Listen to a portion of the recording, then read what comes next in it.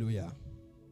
Na kitu ingine nilijifunza kupoligami, nilienda kutana kama mubale babibi benye bwana naoa wala benye mama amekamata, kuna kuwaka ule mwenye anakuwa kuro yake zaidi ya mwingine.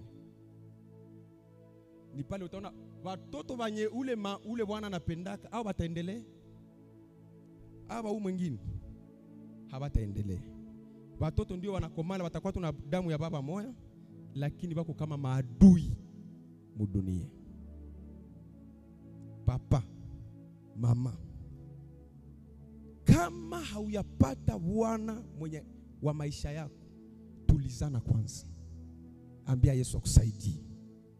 Lakini pepo isikuingia kiamo ule wake na Bwana mweko na bibi mwingine. Wala pepo isikuingia kiamo uende kamate bibi mwenyeko na bwana yake.